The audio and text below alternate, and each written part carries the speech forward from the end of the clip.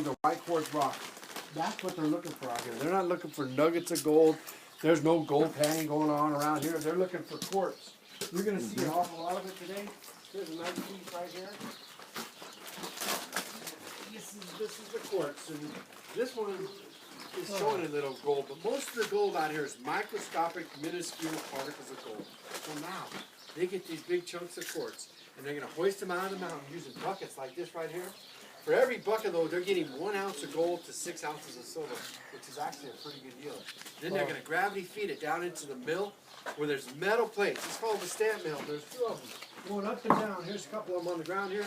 They're just smashing that ore into gravel. Then they take that gravel and they put it into a ball mill. A ball mill would be like a giant cement mixer. There's ball bearings in there, soccer ball size, grapefruit size, smashing up into a real fine powder. Then they take that powder and they put it into these tanks across the street. There's water in there. They add lime, cyanide. The lime's going to bring the ore down to the bottom. The cyanide will float the gold and silver up to the top. It's foamy. They'll take that foam, melt it down, put it into a mold, and that's called a dory bar. Part gold, part silver, and that's the process.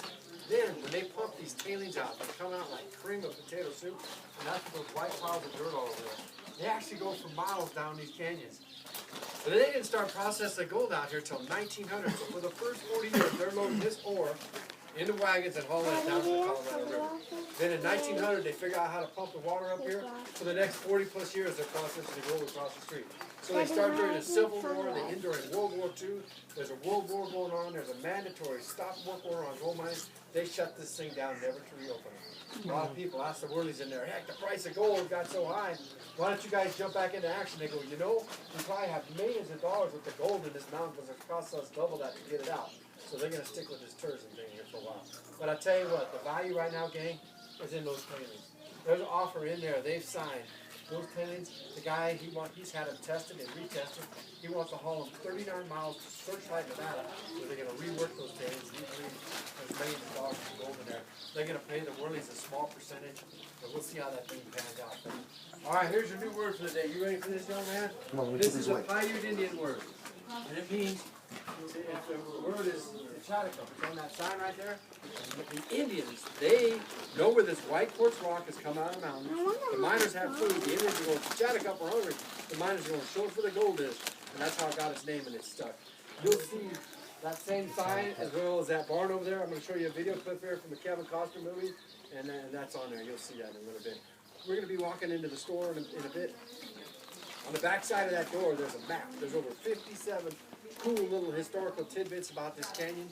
There's a quote on there from a guy named John Riggs. A lot of the stories we tell you come from his field notes. He says, I don't think there's ever been another place where a proportion Daddy, I can't see where my video murders were committed without the guy being apprehended or even brought to trial.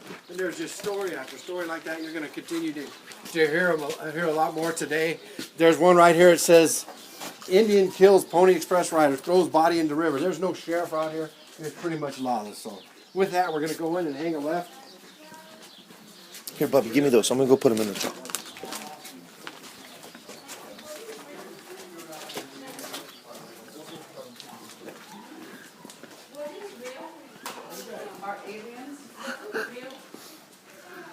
a lot of animals inside here.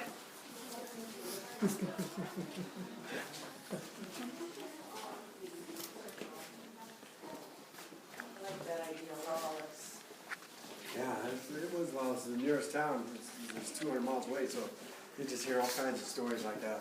It's just, whoever owned the mill, pretty much, and the mine, pretty much called the shots, and he ran the town. So that's how it worked out. I thought you were going to say we're the biggest gun. Yeah, that too. No, it was a work camp. It wasn't like you see in the old westerns where there was a bar and all that stuff. It was a man camp. It was a working camp. Is what it was. Yeah. So like I said earlier, 5 miles. You guys can all kind of get in here. I know we got a big group, but 5 miles down that road's the Colorado River, and then the road dead ends. 25 miles up this way is Hoover Dam. 40 miles down there is Davis Dam. Then there's Laughlin, Needles, Parker Dam, Lake Havasu. But in the 1800s, Mojave Indians on both sides of that river. From here to the Las Vegas Valley, Paiute Indians. A lot of Indian activity out here.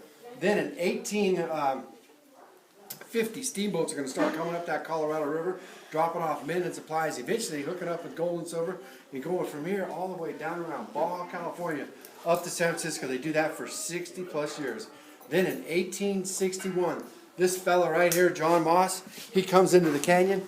He's only 24 years old in this picture, but when he's a teenager, he lives with some Indians. He learns their language, their culture, their way of life. He's the one who the Indians show where the White Horse Rock is.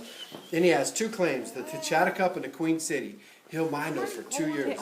Then in 1863, he'll sell that Queen City claim to Senator George Hearst of the William Randolph Hearst family. $90,000. That's a lot of money back then. Nevada's not even a state yet. We're known as the Silver State. We're also battle-born. Monies are coming out of here helping fund the Civil War.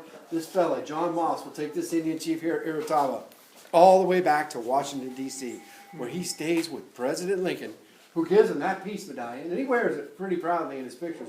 But he's not that impressed. As he gets interviewed by a newspaper guy, brought back to the canyon, he says, Americana's too much talk, too much eat, too much drink, no work, no raised pumpkin, corn, watermelon, all the time, walk, talk, drink, no good. Some people say it hadn't changed too much back there. Indian braves down on the river, steamboats pulling out of that ocean port. Over here, these are the oldest known photographs in the Arizona, Nevada territory. These rock cabins right there, their foundation is still in place on the backside of that mountain. They had a lot of Civil War deserters out here. These pictures, they're a little more primitive on that side too. A lot of these pictures end up in the University of California, Berkeley Library. We were able to get copies from there. Here it is down on the river. In 1880, that mill's in full operation. 1890, steamboats are pulling out. In both sets of pictures, you can see some army barracks. They did have some army guys stationed down here. One time, 2 guys deserted. They sent 3 guys after them. All 5 guys AWOL, gone. Never came back.